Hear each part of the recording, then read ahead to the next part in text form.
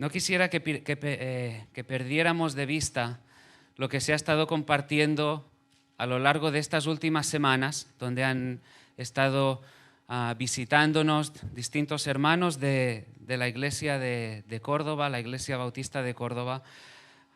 Doy las gracias al Señor porque hemos estado viendo cómo Él ha hablado de una manera muy directa a cada uno de nosotros. Creo que la palabra ha venido sacudiendo los corazones de los que estamos aquí. Y digo, doy gracias porque les dimos absoluta y total libertad a la hora de compartir el mensaje.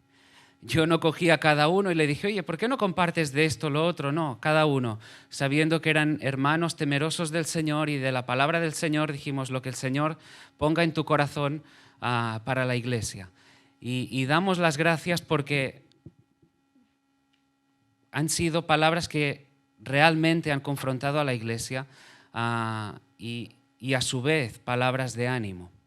Iniciamos el año, si os acordáis, con aquel texto de Ageo, donde nos movíamos, ¿no? Decía, con aquella frase de vuestras casas están artesonadas y no hay tiempo para el Señor. Y a partir de ahí, como que todo ya fue viniendo, ¿no? Estuvo Rubén compartiendo acerca de edificar, Julián la semana pasada de no vivir de cualquier forma, sino de luchar, no dar ninguna concesión, no dar tregua al pecado. Y hoy continuamos con la serie de Romanos, que en cierto modo también nos está alentando a vivir la vida cristiana de una determinada manera. Os lo estuvimos viendo. Esta carta estaba dividida en dos partes y si me permitís vamos a hacer un pequeño resumen de hasta dónde nos quedamos, porque ya creo que dejamos la serie en el año 2022. Era una carta con dos partes. Una primera parte doctrinal en la que Pablo explicó el Evangelio, estuvo explicando la justificación por gracia, solo por Cristo, solo por fe, y después nos situaba a partir del capítulo 12 en las cuestiones prácticas, cómo es la vida práctica, cómo se supone que debe lucir la vida de aquel que dice que Cristo es su Señor, que lo reconoce como Salvador, sí, pero en primer lugar que lo reconoce como Señor. Una vida transformada, decíamos, que por un lado mira al pasado, mira hacia la cruz, mira hacia lo que el Señor, lo que Jesús hizo por nosotros, entregándose en la cruz del Calvario, por nuestros pecados, perdonándonos, libertándonos de la esclavitud del pecado, dándonos la posibilidad, capacitándonos para vivir en poder la vida cristiana. Y es una vida, además, que se extiende a lo porvenir. Mira al pasado, pero mira al futuro. ¿Por qué? Porque por causa de la fe en Cristo tenemos una esperanza cierta, segura. Lo cantábamos antes. Él es nuestra esperanza. Él nos ha dado una esperanza y hoy lo veremos también. Él es el Dios de la esperanza. Y pensamos en la glorificación, lo que vendrá. Y si recordamos lo que estuvimos viendo en el capítulo 14, Pablo estuvo tratando con un asunto, con un problema que se había suscitado dentro de la iglesia de Roma. Y si lo recordáis, básicamente es que los miembros de aquella iglesia no estaban teniendo mucho éxito en juzgar, condenar o menospreciar a los demás, aquellos que también formaban parte del cuerpo. Había asuntos que estaban generando discusión, conflicto, discordia. Ahora, eran asuntos que no eran esenciales, no eran grandes o principales principios bíblicos, eran cuestiones secundarias. Y ahí es donde Pablo entiende que debe centrarse. Después de haber estado hablándoles acerca del amor y que tienen que presentarse como sacrificio vivo, revestirse de Jesús, Pablo entiende que para una iglesia es esencial, como decíamos, saber tratar las cosas no esenciales. Porque a veces nos perdemos en las cuestiones que son secundarias y eso lleva a causar divisiones, a provocar discordia, y eso es nefasto, es perjudicial para el cuerpo de Cristo, es perjudicial para la iglesia, para el avance de la obra. Se trataba de asuntos, como decía, que afectaban a la conciencia de cada uno. La iglesia de Roma, por así decirlo, era una iglesia mixta.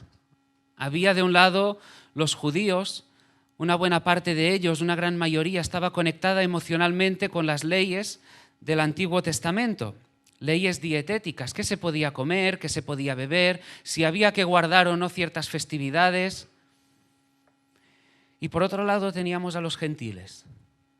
Y cuando aquí decimos los gentiles, no penséis que estamos hablando de los que eran más amables, no, los que no formaban parte del pueblo judío.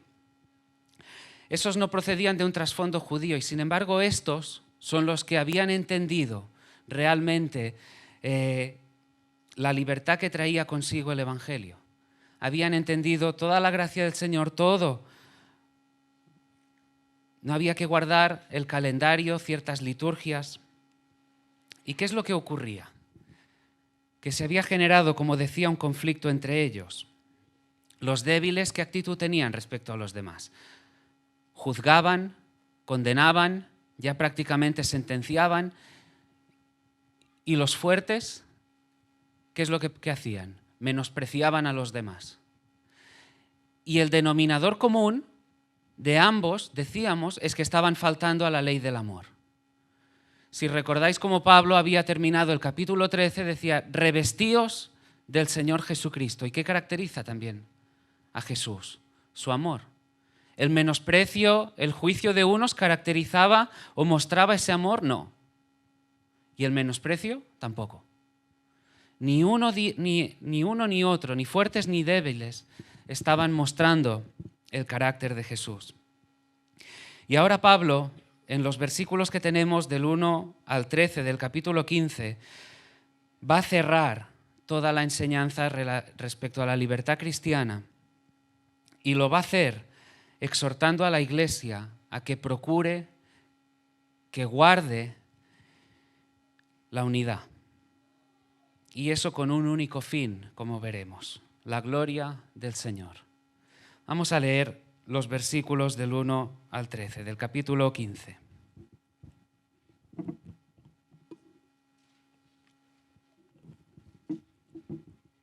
Dice, así que los que somos fuertes debemos soportar las flaquezas de los débiles y no agradarnos a nosotros mismos. Cada uno de nosotros agrade a su prójimo en lo que es bueno para edificación, porque ni aun Cristo se agradó a sí mismo, antes bien, como está escrito, los vituperios de los que te vituperaban, cayeron sobre mí, porque las cosas que se escribieron antes para nuestra enseñanza se escribieron, a fin de que por la paciencia y la consolación de las Escrituras tengamos esperanza. Pero el Dios de la paciencia y de la consolación os dé entre vosotros un mismo sentir según Cristo Jesús, para que unánimes, a una voz, glorifiquéis al Dios y Padre de nuestro Señor Jesucristo. Por tanto, recibíos los unos los otros, como también Cristo nos recibió para gloria de Dios. Pues os digo que Cristo Jesús vino a ser siervo de la circuncisión para mostrar la verdad de Dios, para confirmar las promesas hechas a los padres y para que los gentiles glorifiquen a Dios por su misericordia, como está escrito, por tanto, yo te confesaré entre los gentiles y cantaré a tu nombre. Y otra vez dice, alegraos, gentiles, con su pueblo. Y otra vez, alabad al Señor todos los gentiles y magnificadle todos los pueblos. Y otra vez dice Isaías, estará la raíz de Isaí y el que se levantará a regir los gentiles. Los gentiles esperarán en él y el Dios de esperanza os llene de todo gozo y paz en el creer, para que abundéis en esperanza por el poder del Espíritu Santo. Amén.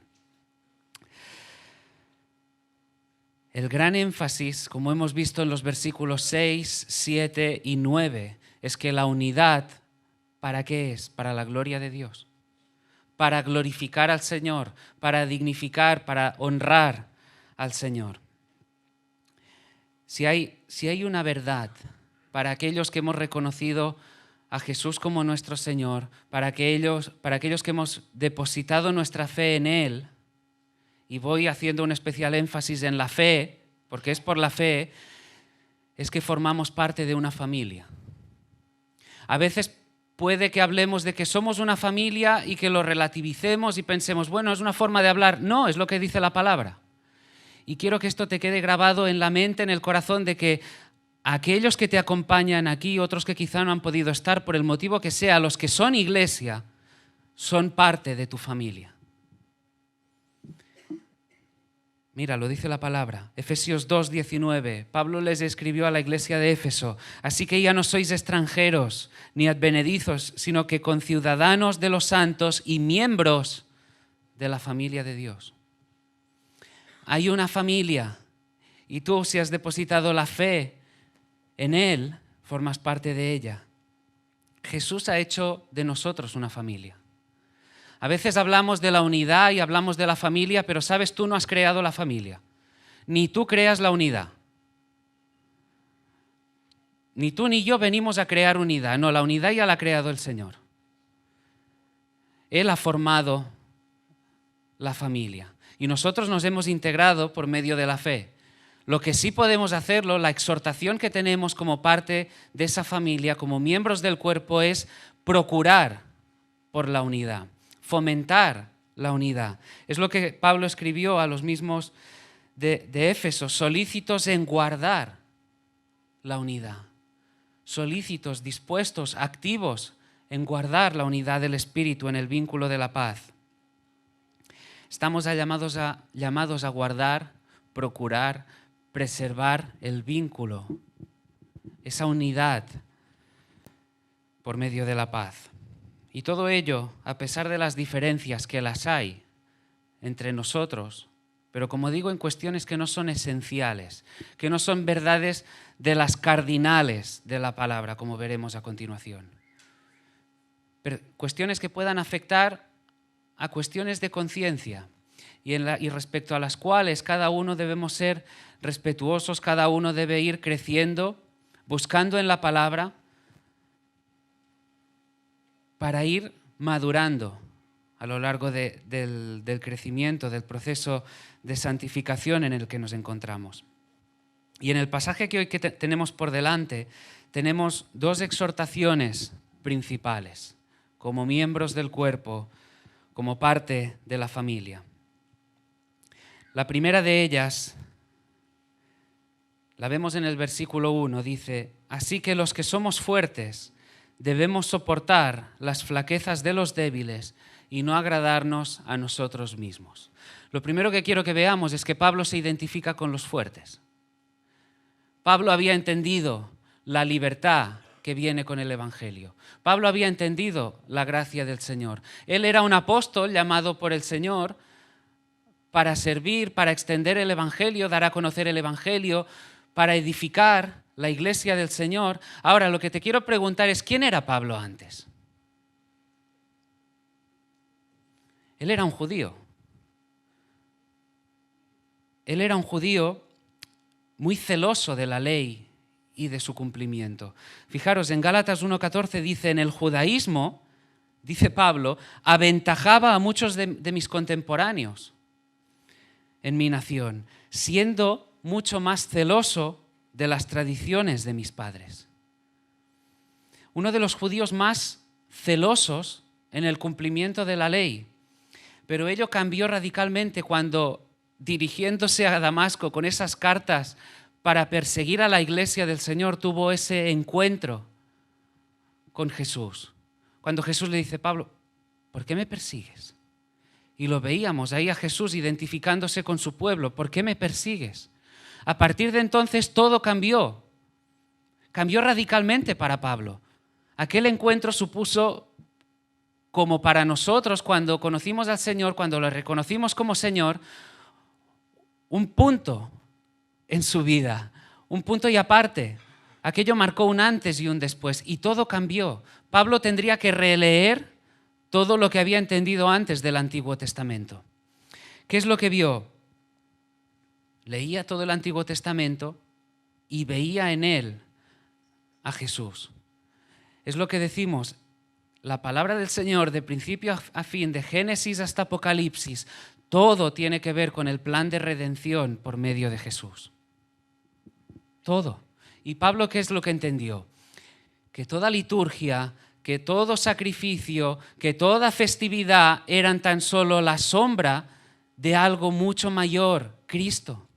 Pablo entendió que todo lo que estaba escrito en el Antiguo Testamento, todo ese sacrificio del que se hablaba, apuntaba, era un tipo de Cristo. Era como si, como decimos ahora, abres la palabra y como que todo brilla porque ves al Señor en todas partes. El Evangelio liberó a Pablo, le dio una nueva visión. El Evangelio es lo que trae consigo. Libertad, una nueva visión, una nueva manera de ver las cosas. Y Pablo lo había entendido. Pero fijaros, Pablo no dice, vale, hay asuntos en los cuales la Biblia es clara, clarísima. Hay asuntos en los que la Biblia no se trata tanto, pero yo te voy a decir cómo son las cosas. Pablo no hace eso. Eso lo haríamos tú y yo. Tú y yo en aquellos asuntos respecto a los cuales quizá la Biblia guarda silencio, tú y yo quizá diríamos, esto es así. No, no es la forma de hacer de Pablo, inspirado por el Espíritu cuando escribió esta carta. Fijaros que él dice, debemos soportar las flaquezas de los débiles. ¿Qué implica?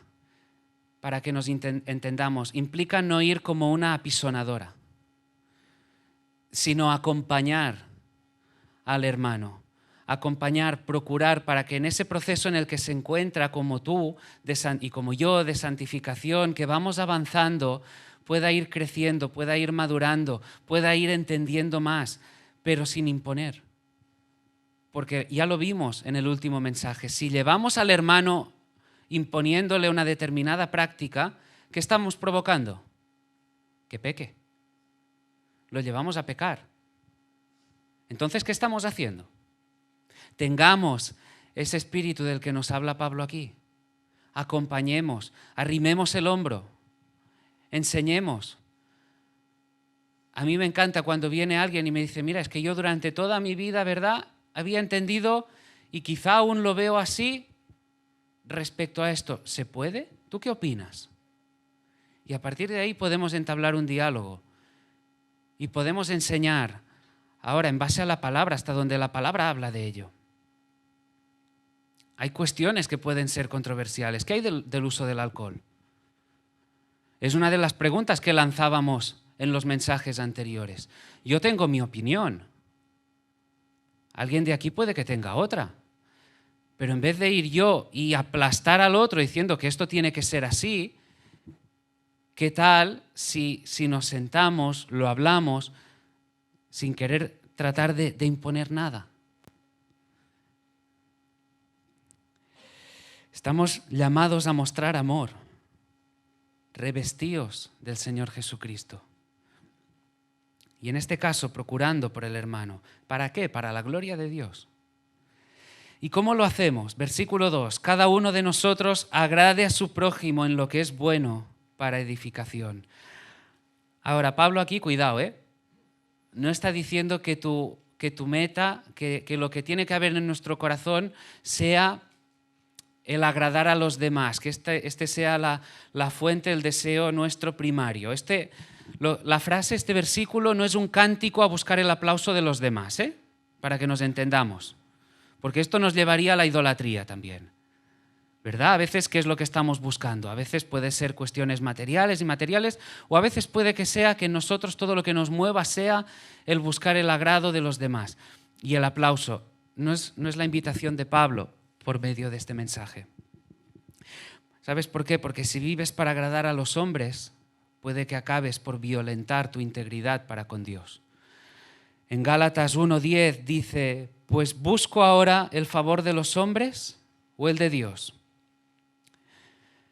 ¿O trato de agradar a los hombres? Pues si todavía agradara a los hombres, no sería siervo de Cristo. En nuestra mente, en nuestro corazón, está el agradar a Dios. Que si tenemos que buscar una sonrisa, sea la de Dios. Si como ahora tanto está de moda en las redes sociales el me gusta, ¿verdad? Si tienes que buscar un me gusta, que sea el me gusta de Dios. Que nuestros caminos se amolden a la voluntad del Señor. Ahora, ¿qué es de lo que está hablando Pablo? Lo que Pablo dice cuando menciona en lo que es bueno para edificación es que en vez de insistir en nuestra práctica, en la práctica de nuestra libertad cristiana, procuremos ayudar a los demás en su edificación, en su crecimiento, con interés, con ahínco. Fijaros que habla de edificar, de levantar, en definitiva, de que progrese, de que pueda conocer más del Evangelio, que pueda conocer más del Señor, que vaya madurando. Es lo que vimos en Romanos 14, versículos 18 y 19. Dice, porque el que en esto sirve a Cristo agrada a Dios y es aprobado por los hombres. Sigamos lo que contribuye a la paz y a la mutua edificación. En cuanto a la doctrina hay verdades fundamentales, cuestiones que son centrales para nosotros, como creyentes, como iglesia. Pero hay otras cuestiones que son secundarias. Y hay cuestiones que por ser secundarias no deben impedir, no deben limitar la convivencia entre nosotros, y ni mucho menos llevar a la discordia y a la división. Y Pablo, como ha venido haciendo a lo largo de esta carta, pone un ejemplo mayúsculo, que no es otro que Cristo. Fijaros, versículo 3. Porque ni aun Cristo se agradó a sí mismo, antes bien, como está escrito, los vituperios de los que te vituperaban cayeron sobre mí. El ejemplo es Cristo. Si hay una vida digna de seguir, de querer imitar, una actitud también digna de seguir, de imitar, que debemos procurar para nosotros, un carácter a forjar, es el de Cristo. El Verbo encarnado, el Hijo de Dios. En él encontramos el mejor ejemplo de la actitud que deberíamos cultivar. Y aquí Pablo cita el Salmo 69:9, dice, porque me consumió el celo de tu casa y los denuestos de los que te vituperaban cayeron sobre mí. Fijaros, la Nueva Versión Internacional lo dice así, sobre mí han recaído los insultos de tus detractores. Jesús, en obediencia al Padre, dejó la gloria del cielo, vino a servir con total sumisión y obediencia al Padre por amor a nosotros. Decidió cargar sobre sí, sobre sus hombros, toda la ira, todo el odio, toda blasfemia que tenía la humanidad contra Dios. Él vino a entregarse por cada uno de nosotros. Él vino a entregarse por aquellos que eran enemigos de Dios, que eran hostiles a Dios. La muerte de Cristo en la cruz es el ejemplo supremo de alguien, en mayúsculas, de alguien, fijaros, que deja su beneficio propio para entregarse en beneficio de los demás. Él dejó la gloria del cielo para entregarse en la cruz del Calvario, para soportar toda ofensa, todo insulto, todo castigo, todo latigazo, todo menosprecio. Por ti y por mí. ¿Para qué? Para darnos esperanza. Filipenses 2, 6, 8. Enmarcaos esto. Siendo en forma de Dios, no estimó el ser igual a Dios como cosa que aferrarse, sino que se despojó a sí mismo, tomando forma de siervo, hecho semejante a los hombres, y estando en la condición de hombre, se humilló a sí mismo, haciéndose obediente hasta la muerte y muerte de cruz. Ahora te pregunto, viendo el ejemplo de Cristo, viendo lo que Él hizo, ¿no podemos limitarnos nosotros? A veces en las diferencias que pueda haber en según qué cuestiones secundarias, cuestiones en las que participar o no, ¿no podemos limitarnos en beneficio del hermano? Primera de Corintios 10, 23, 24, pasaje conocido, todo me es lícito, pero no todo conviene. Todo me es lícito, pero no todo, ¿qué? Edifica. Fijaros que el lenguaje es el mismo, no todo edifica. ¿Y cómo sigue? Ninguno busque su propio bien, sino el del otro. Todo me es lícito, pero no todo conviene.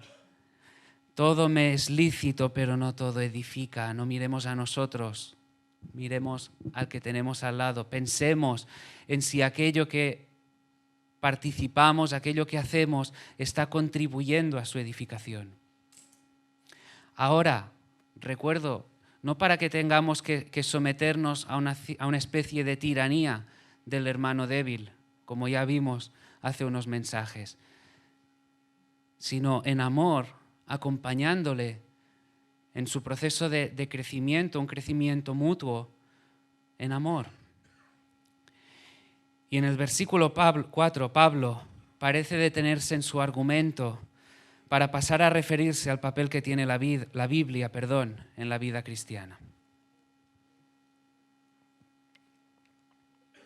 Dice así: porque las cosas que se escribieron antes para nuestra enseñanza se escribieron, a fin de que por la paciencia y la consolación de las Escrituras tengamos esperanza.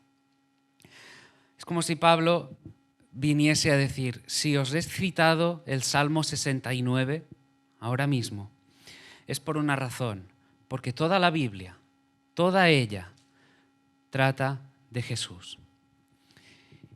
Y es precisamente por eso, es precisamente porque toda la Biblia habla de Jesús, que en ella, únicamente en la palabra del Señor, podéis encontrar consuelo, podéis encontrar paciencia y podéis encontrar esperanza. Es únicamente a través de la Biblia, es porque la Biblia habla a través de Jesús, que entendiendo el Evangelio tú puedes dejar de mirarte a ti mismo, dejar de mirarte al ombligo, dejar de centrarte en ti y extenderte a los demás, por amor. Así como hizo Jesús, así como Él vino para servir, nosotros podemos servir a los demás. Eso es lo que provoca el Evangelio. El Evangelio provoca fijar la mirada en el Señor, en Jesús, lo que Él hizo, cómo vivió, cómo murió, cómo se entregó por nosotros. Y ahí nosotros dejamos de centrarnos en nosotros, como si todo girase alrededor nuestro.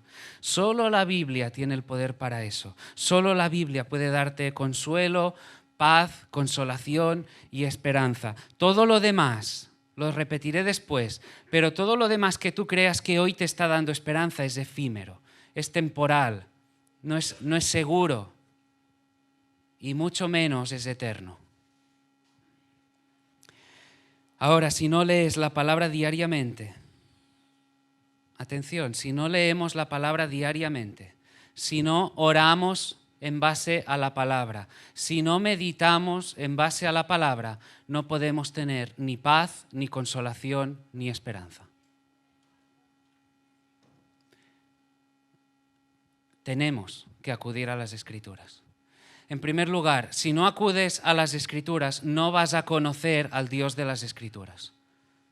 Lo hemos dicho una y mil veces y lo repetiremos. En primer lugar, ¿para qué sirve la Biblia?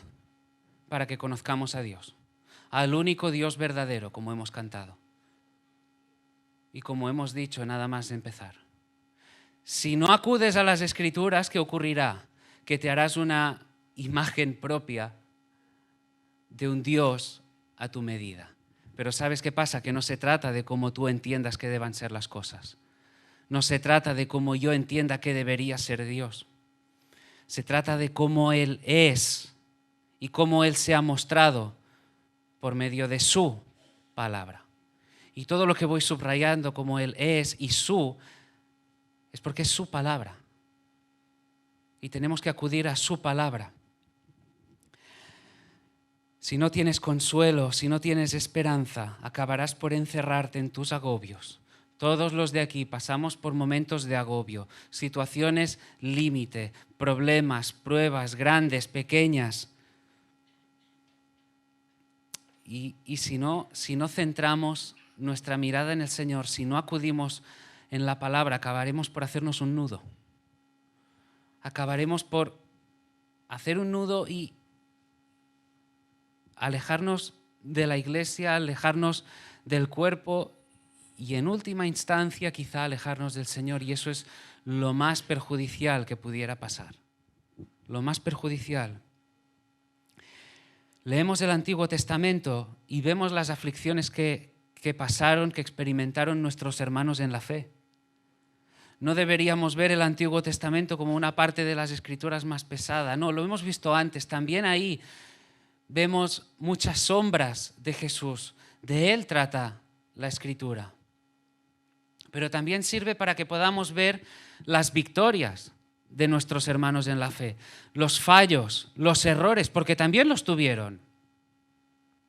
Porque si no, ¿qué pasaría? Si todo fuesen victorias, aquí cada uno de nosotros con nuestros fallos diarios muchas veces, ahí no habría consuelo, diríamos, claro, pero es que ahí no falló ni uno. ¿Qué hay de David? El gran rey. ¿Qué hay de él? ¿Acaso no pecó? Sí. Y vemos cómo nos describe que experimentaba esa sequedad, que sus huesos envejecían, hasta que confesó el pecado y experimentó el perdón. Cuando dice, pero en ti hay perdón. En ti hay perdón, y nosotros vemos esos ejemplos y en nuestros fallos, en nuestros errores, podemos acudir también confiadamente al Señor sabiendo que en Él hay perdón. Venir en arrepentimiento y seguir en la brecha, seguir en la carrera. Y en el Antiguo Testamento encontramos también todas las promesas que tienen su cumplimiento en Cristo y que nos traen, por supuesto, esperanza. Esperanza para todas las áreas de la vida, esperanza para soportar cualquier clase de circunstancia, cualquier suerte de prueba, todo lo que te esté irritando según cómo, todo lo que te esté asfixiando. Ahora, fijaros que Pablo más adelante en el versículo 13 dirá, y el Dios de esperanza os llene de todo gozo y paz en el creer para que abundéis en esperanza. Vale. ¿Quién es la fuente de la esperanza? Porque en el versículo 4 parece decir que las Escrituras, en el versículo 13, el poder del Espíritu Santo. ¿En qué quedamos? Mirad, la respuesta es sencilla. Dios el Espíritu Santo por medio de las Escrituras que Él inspiró. Dios el Espíritu Santo por medio de las Escrituras que Él inspiró. Es imposible desligar, desvincular las Escrituras de Dios. La Biblia es la palabra de Dios. Es la palabra de Dios. La Biblia es un libro para nosotros familiar, personal, directo, que nos habla a cada uno de nosotros, a cada uno de los hijos de Dios. Esta palabra nos habla.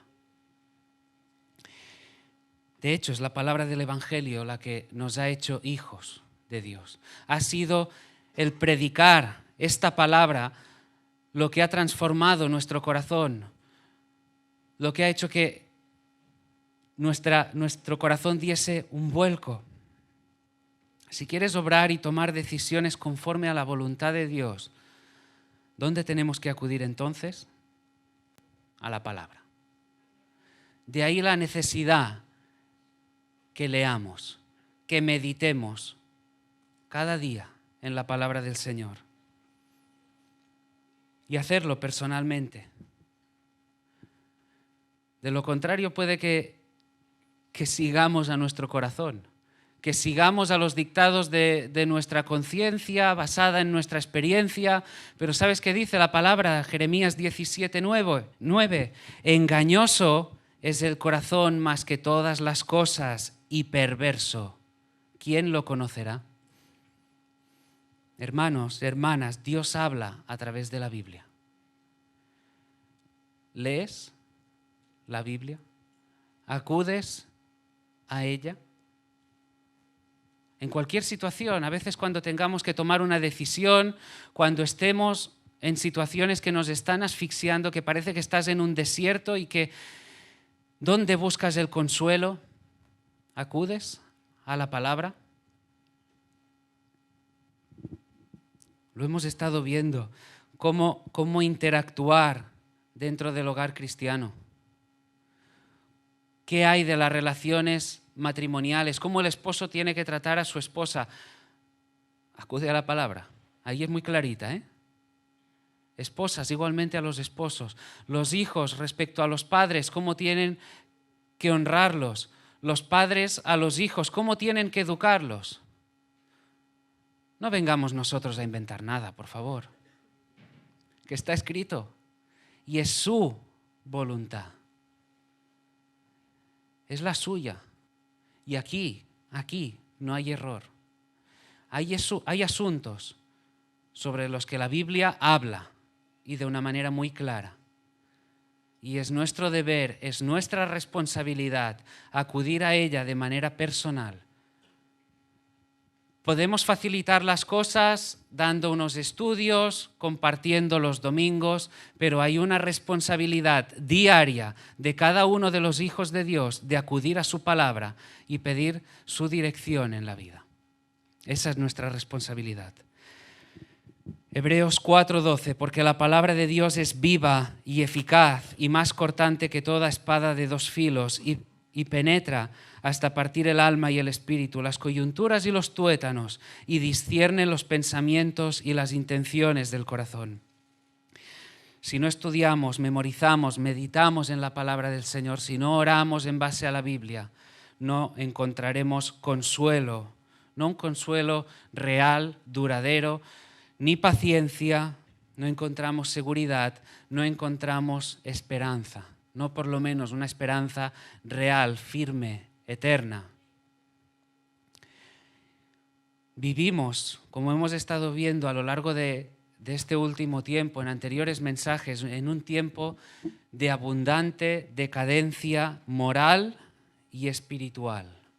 Hay una decadencia moral y espiritual, y a menos, y permitidme que lo subraye, a menos que nos fortalezcamos en las Escrituras, acudiendo a ellas, te centrarás y encerrarás en tus propios problemas, tus propios pensamientos, tu propia forma de ver las cosas, dejando de lado qué es lo que ha dicho el Señor acerca de determinados asuntos. Tu cabeza, tu mente, centradas en ti mismo, llenándote de cosas que no aprovechan, llenándote de lo superficial, de lo que no trasciende, y así entrarás en una espiral también de decadencia. Y los espirales lo vimos la semana pasada, lo compartió Julián. ¿Qué hacen? Van siguiendo hacia abajo, hacia abajo, hacia abajo, hacia abajo, hasta que parece que tenemos que tocar fondo. Luchemos.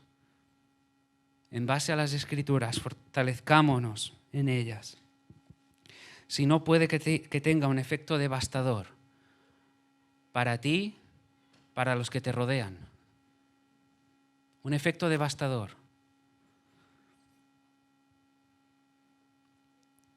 Compartí esta semana con alguien. Fíjate cuán directa es la palabra, ya lo vimos la semana pasada, ¿no? Y utilizando lenguaje que nos es muy común en el día de hoy. Se compartía la semana pasada, hablándoles al pueblo, decía, es que hacen lo que les parece. Y este día, meditando en el libro de Jeremías, determinados versículos en los que vemos qué es lo que hay en la raíz del pecado, que incredulidad, idolatría, soberbia.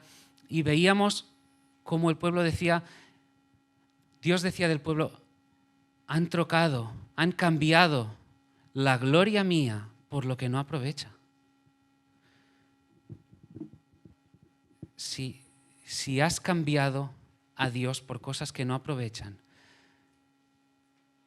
si el gozo no lo tienes en el Señor, sino en cosas que no aprovechan, es tiempo de arrepentirse para poder seguir en la brecha, para poder seguir luchando. Dice el versículo 5, donde Pablo ahora parece orar por esta unidad. Dice, pero el Dios de la paciencia y de la consolación os dé entre vosotros un mismo sentir según Cristo Jesús. Y el texto aquí nos dirige a Dios. Él es el Dios de la palabra y la palabra es su palabra. Él imparte paciencia, Él imparte consolación, Él es quien nos da esperanza. Pero Pablo sabe que esta unidad es fruto de la intervención del poder del Espíritu. Es fruto de una vida que tiene a Cristo en el centro. Porque si alguien tiene a Cristo en el centro de su vida, ¿sabes qué? La unidad florece. Hay un corazón que sí o sí va procurando por fortalecer, por procurar por esta unidad.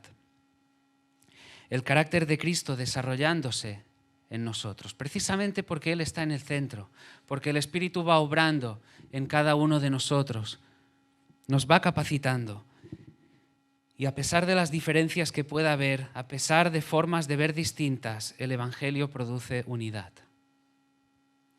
Porque por la fe hemos sido justificados, lo veremos a continuación, y es por la fe que hemos sido hechos parte de un cuerpo. Y el propósito de esa unidad lo empezamos a ver en el versículo 6, para que unánimes a una voz glorifiquemos al Dios y Padre de nuestro Señor Jesucristo. Esta es la meta final, el objetivo final, el propósito definitivo, la gloria del Señor. Cristo y Dios es glorificado cuando la iglesia sabe lidiar con las diferencias. Cuando en vez de ir, como decíamos antes, como una apisonadora, pasando por encima, tratando de imponer nuestra forma de ver en asuntos que son secundarios, somos capaces de poder gestionar todo eso, andar en amor y procurar por el bien del hermano, entonces el Señor es glorificado. Y el cuadro que aquí se nos presenta es glorioso. Y quiero que te detengas en ello. Los miembros de la iglesia, cada uno con sus distintos dones, porque a cada uno se nos ha repartido por lo menos uno, ya lo hemos visto. Pero cada uno tendrá alguno distinto, cada uno con sus dones, cada uno con su personalidad, cada uno con su procedencia, pero todos con un denominador común, que hemos sido hechos hijos de Dios. Tenemos una misma identidad, unánimes a una voz, podemos glorificarlo.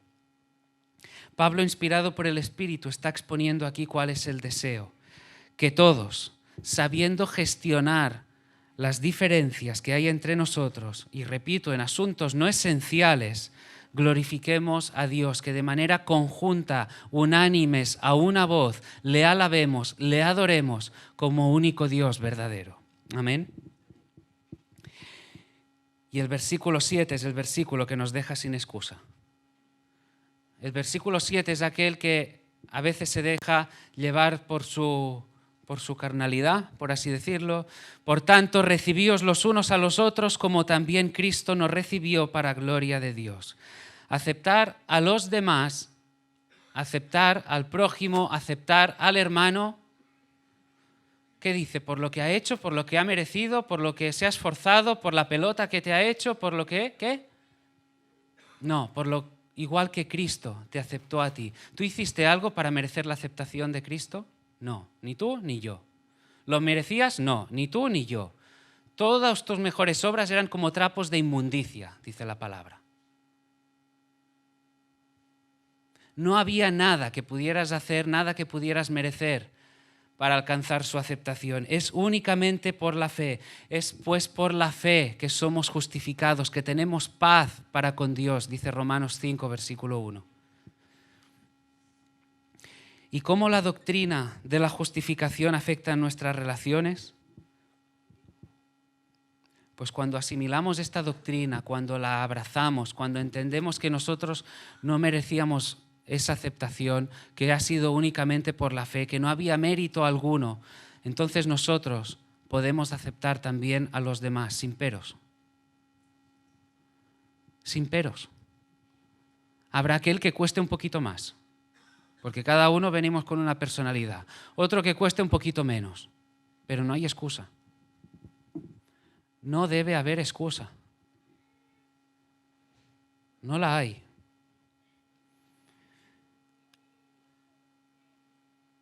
¿Cuestionas, te distancias de los hermanos por asuntos que no son esenciales? ¿Guardas la distancia? ¿Qué es esencial en la iglesia? Porque estamos haciendo y marcando una diferencia, lo esencial, lo no esencial, lo principal, lo secundario, aquello en lo que sí debemos estar de acuerdo. Como decía, hay cuestiones sobre verdades sobre las cuales la Biblia ha hablado de una manera clara. El Señor ha hablado de una manera clara a través de su palabra. Y hay otros asuntos respecto a los cuales puede que haya guardado silencio. Asuntos respecto a los cuales puede que haya iglesias, hermanos temerosos del Señor, con ganas de agradar al Señor, con una forma de hacer que puede que sea distinta, que haya opiniones distintas. Esto es lo secundario.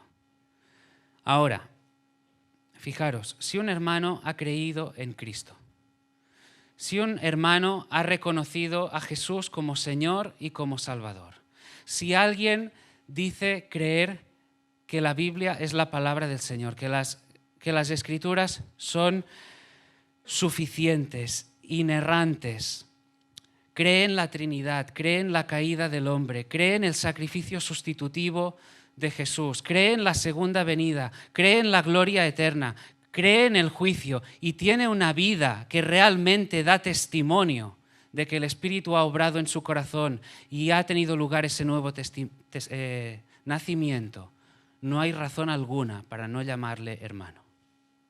Si alguien cree en todo eso, verdades cardinales, esenciales de la Escritura, no hay razón alguna para no llamarle hermano. Quizá tendrá formas de ver distinta en otras cosas. Quizá por cuestión de otros asuntos no llegaría a formar parte de la membresía de la iglesia y quizá yo tampoco formaría parte de la membresía de la suya. Quizá si se organizan según qué eventos yo no participaría de los suyos o él de los nuestros. Pero no hay razón para no llamarle hermano si cree en todas esas verdades esenciales de la Escritura. Y cuando hacemos esto, ¿sabéis qué ocurre? Que Cristo es glorificado. Cuando hacemos esto, somos capaces de hacer todo esto, de gestionar de esta manera, en amor, todas estas diferencias. Cristo, el Señor, es glorificado. Si miras a tu alrededor, siempre que compartimos acerca de la unidad, acerca de la iglesia, siempre invitamos a mirar alrededor, ¿verdad? Mira a tu alrededor y mira si no es sobrenatural lo que el Señor ha hecho. Claro. ¿Qué podíamos tener Claudio y yo en común?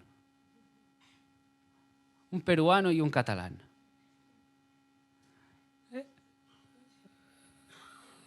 O con mi futura cuñada, Nicaragua.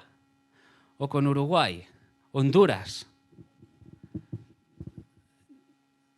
Gente de toda procedencia. Gente con distintas experiencias. Gente con distintas culturas. Pero unidos por la gracia del Señor, unidos por el Evangelio. Eso, hermanos, es sobrenatural.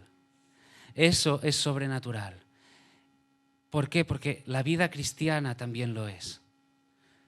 Y es una lástima estar llamados a algo más y vivir vidas que no testifican ese poder sobrenatural que ha obrado en nuestro corazón. Versículos 8 y 9.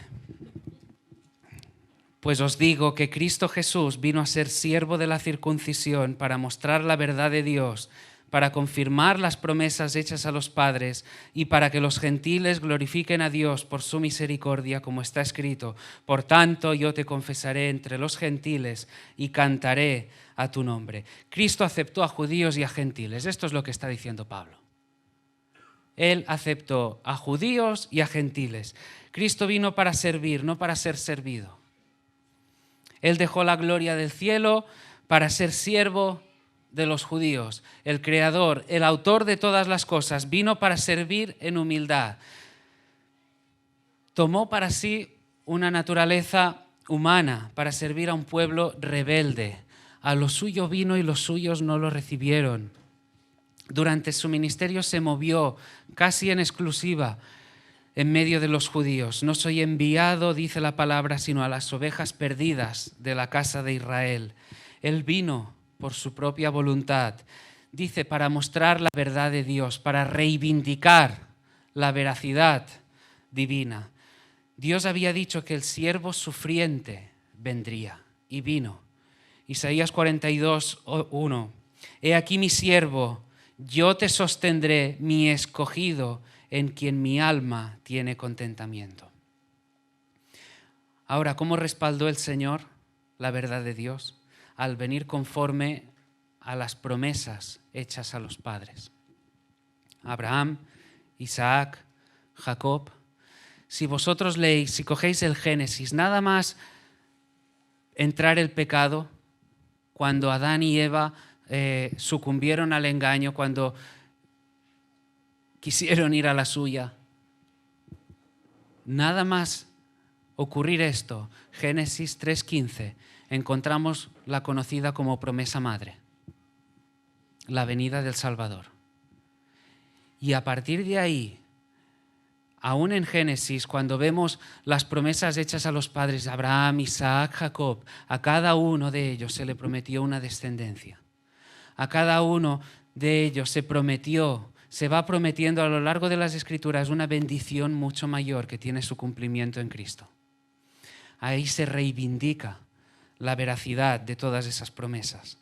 Y dice el versículo 9, para que los gentiles glorifiquen a Dios por su misericordia, como está escrito, por tanto yo te confesaré entre los gentiles y cantaré a tu nombre. El ministerio de Cristo se extiende también a los gentiles. En su plan, en el propósito eterno de Dios, siempre había estado el aceptar a algunos de todo pueblo, de toda raza, de toda lengua, de toda nación, fuertes, débiles, a todos ellos abrazó el Señor. Ahora, ¿qué excusa tendrían los creyentes de Roma para causar divisiones en un pueblo llamado, unificado, conocido desde la eternidad pasada, abrazado, conocido cariñosamente? ¿Creéis que tenían ellos algún motivo para causar esa división? No. ¿Y ahora? ¿Tenemos nosotros algún motivo para causar división, para causar discordia, rebeldía, discusiones en medio de un pueblo que ha sido llamado, amado, abrazado por el Señor? Ni mucho menos. Ni mucho menos. Ahora estamos viendo que en estos dos versículos se ha mencionado la misericordia respecto a los gentiles y la verdad respecto a los judíos. Y aquí la cuestión está en el énfasis respecto a cada uno. Es, por supuesto, una verdad también que a los judíos se extendió misericordia en la salvación, como también la fidelidad y la veracidad de Dios se despliega en la salvación de los gentiles. Pero el antiguo pueblo de Dios es aquel a quien se le habían dado las promesas, los pactos, y de ahí que se destaque respecto a ellos la cuestión relativa a la fidelidad, la veracidad de las promesas que les habían sido dadas. Y a continuación Pablo lo que hace es demostrar que la extensión de la misericordia a los gentiles no es una idea suya. Pablo, si recordáis hace años, 2-3 años, cuando iniciamos esa carta, esta serie, él tenía intención, y lo ha hecho a lo largo de todos los pasajes, de mostrar que toda la enseñanza inspirada por el Espíritu se basaba en la palabra de Dios. Y cuando ha querido recalcar o acreditar una enseñanza, lo ha hecho en base a las propias Escrituras. Y es lo que él hace a partir de ahora. Y él dice, yo no soy aquí ningún innovador. Yo no vengo ahora a sacarme de la chistera que en el plan eterno de Dios ha estado la salvación también de los gentiles, que la misericordia se extiende también a ellos.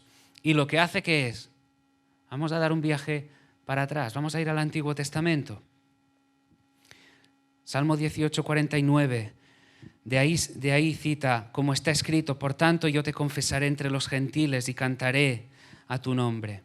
Un salmo en el que David promete hablar de las grandes victorias del Señor y testificar en medio de los gentiles de la grandeza de Jehová. Versículo 10, y otra vez dice, alegraos gentiles con su pueblo. Cita de dónde, de Deuteronomio. Prueba que los gentiles aceptarán, abrazarán el evangelio predicado y serán uno con los judíos, adorando al único Dios verdadero. Versículo 11, y otra vez, alabad al Señor todos los gentiles y magnificadle todos los pueblos. Una cita del Salmo 117 llama, exhorta a la alabanza universal de todos los hijos de Dios a Jehová. Versículo 12, y otra vez dice Isaías, estará la raíz de Isaí y el que se levantará a regir los gentiles esperarán en él. Aquí finalmente nos menciona a la raíz en mayúscula de todo. A la raíz del evangelio, a la raíz de la evangelización, a la raíz de la salvación, a Cristo, la raíz de Isaí. Él reinará sobre un reino que incluirá judíos, gentiles, aceptará a unos y a otros, y solo hay un camino de salvación. Jesús. Solo hay un camino de salvación, no hay otro, no hay otra vía. Es por la fe en Él, en su vida, en su muerte, en su sacrificio en la cruz, en su resurrección, en su ascensión. Con cada uno de estos pasajes, fíjate bien, Pablo va componiendo un cuadro perfecto de las Escrituras. Él dice que el Evangelio es para la unidad. Él hace posible la unidad que quedó rota por causa del pecado. Entonces la pregunta, si Él, por medio de la obra de Cristo, ha hecho que toda nacionalidad se derribara, que todos viniésemos a ser uno en Él, la pregunta ineludible es de nuevo la siguiente: ¿quiénes somos nosotros para causar divisiones? Si Él nos ha unido, si la unidad es algo inherente al Evangelio, ¿quiénes somos nosotros para causar divisiones, diferencias en asuntos no centrales? En asuntos que no constituyen verdades cardinales, fundamentales de las Escrituras. Y Pablo ora, versículo 13, y el Dios de esperanza, os llene de todo gozo y paz en el creer, para que abundéis en esperanza por el poder del Espíritu Santo. Todo esto, todo lo que hemos estado viendo, solo se puede lograr por el poder del Espíritu Santo. Debemos orar, debemos procurar por la unidad de la Iglesia. Y debemos hacerlo por medio del poder de Dios. Fijaros que Pablo pide a Dios, al Dios de esperanza, de la consolación, que nos llene de gozo y paz, para que abundemos, ¿qué? En esperanza. Puede que ahora me digas, es que tú no lo sabes todo de mí, pero en el cristianismo no hay razón, y entendedme, para el abatimiento. Para el abatimiento, en el sentido de sentirse totalmente desolado o, con permiso de la expresión, como decíamos la semana pasada, un desgraciado. Porque en el Evangelio hay esperanza. Y si uso esa palabra es porque, digo, con permiso de la expresión, el cristiano es aquel que se ha visto favorecido por la gracia de Dios.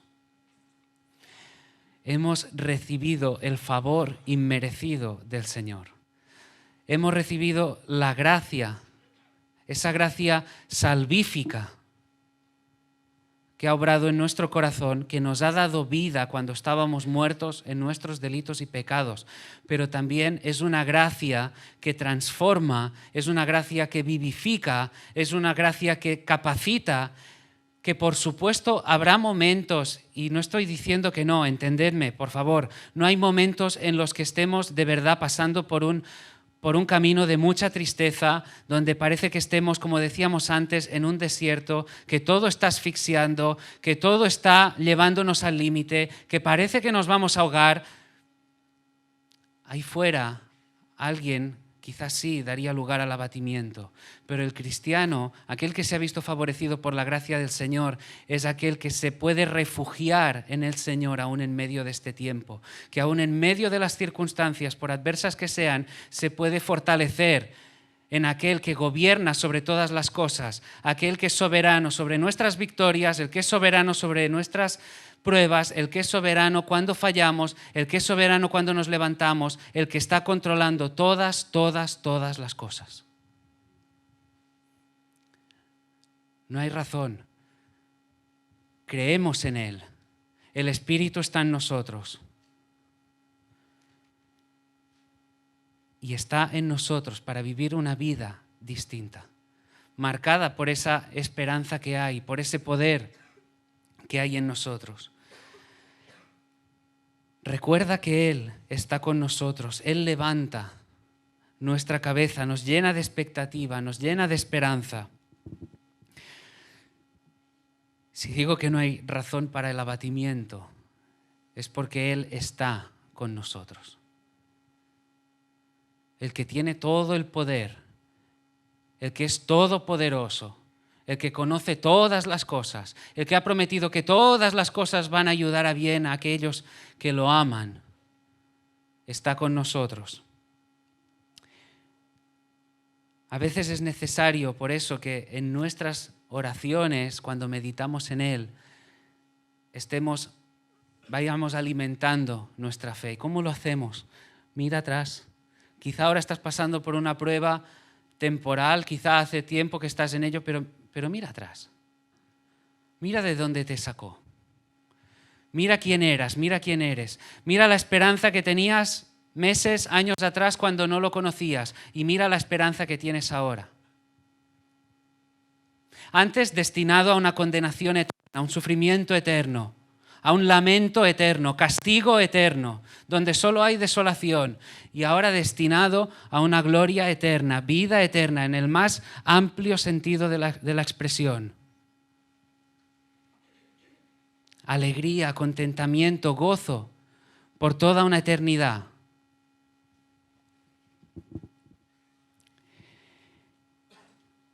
Recuerda que no lo merecías. No lo merecías y Él desplegó toda esa gracia. El gozo y la paz provienen de nuestra esperanza. La cuestión es, ¿en qué tienes depositada tu esperanza? ¿Dónde está tu esperanza? ¿En quién o en qué tienes tu esperanza? Volvemos al versículo de antes y cerramos. Porque las cosas que se escribieron antes para nuestra enseñanza se escribieron, a fin de que por la paciencia y la consolación de las Escrituras tengamos esperanza. En primer lugar, ¿estás viviendo para servir a los demás o para complacerte a ti mismo? ¿Estás viviendo para procurar el bien, el crecimiento, el progreso del hermano? ¿O estás centrado en ti y mirando a tu ombligo? Al fin y al cabo, esa sería la pregunta. ¿Estás creciendo en el terreno, en segundo lugar, de la palabra del Señor o estás creciendo en base a lo que tú crees que debería ser? Hay otra cosa importante, porque estamos hablando de verdades cardinales, centrales de las Escrituras, y hay asuntos en los que la Biblia quizá no ha hablado, que no ha tratado. Y quisiera hacer la diferencia en aquellos asuntos y hacer ese matiz. Porque hay gente que dice, esto no puede ser así. y quizá lo defiende, quizá ha acudido él de una manera honesta a las Escrituras y lo sostiene, y entonces ahí debemos desplegar ese amor, ese carácter respetuoso, como hemos visto, pensar, bueno, no es un asunto central, vayamos juntos a ver qué dice la Escritura. Pero hay otras personas que dicen, esto no puede ser así, y ni tan siquiera abierto la palabra. Ese matiz también debe hacerse. Si vamos a venir a tratar de ver qué dice o no dice la palabra acerca de un asunto concreto, estemos seguros antes de haber ido a la palabra. Porque quizá estás pensando, esto no debería ser así. Esto la palabra no lo dice y quizá lo dice en mayúsculas. Así que asegurémonos que cuando vayamos a dialogar, a tratar juntos sobre determinados asuntos, hayamos acudido a la palabra.